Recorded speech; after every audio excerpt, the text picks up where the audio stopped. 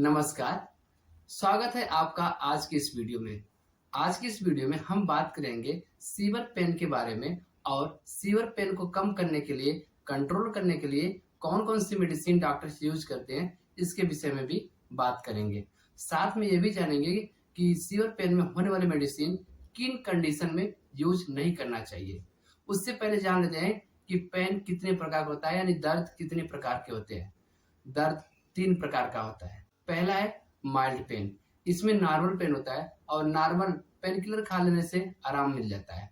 दूसरा होता है मॉडरेट, जिसमें नॉर्मल से कुछ ज्यादा पेन होता है, इसके लिए थोड़ी अच्छे पेन किलर खाने की आवश्यकता पड़ती है। और तीसरा होता है सीवर पेन, इसमें माइल्ड मॉडरेट से ज्यादा पेन होता है और नॉर्मल पेन किलर खाने से आराम भी नहीं होता है।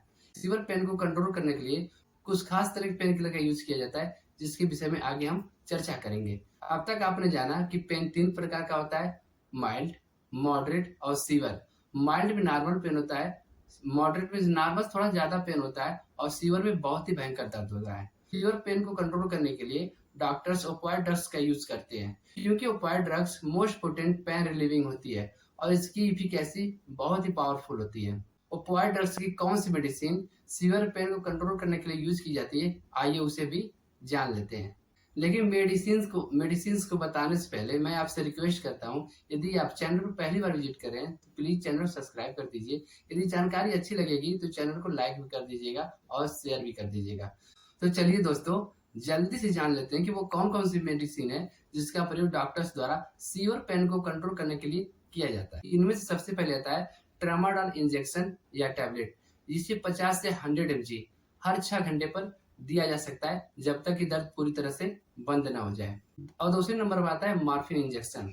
मॉर्फिन इंजेक्शन का 10 mg प्रत्येक 6 घंटे पर एक बार यूज किया जा सकता है, जब तक कि पेन बंद ना हो जाए। और तीसरा है पेथिडीन 100 mg इंजेक्शन। इसका प्रयोग IM और IV प्रत्येक 6 घंटे पर किया जा सकता है और इसका प्रयोग सर्जरी के बाद होने वाले दर्द को कम करने के लिए और चाइल्ड बर्थ के दौरान होने वाले दर्द को कम करने के लिए यूज किया जाता है। यदि इनमें से कोई मेडिसिन टॉक्सिसिटी कॉज करती है तो इससे राहत पाने के लिए एंटागोनिस्ट नैलोक्सोन इंजेक्शन का प्रयोग किया जाता है, जिसका डोज 0.1 mg से 0.2 mg दिया जाता है और मैक्सिमम 10 mg तक इसका डोज दिया जा सकता है। ओपियोइड ड्रग यूज करने में बहुत सारी सावधानियों को ध्यान में रखा जाता है।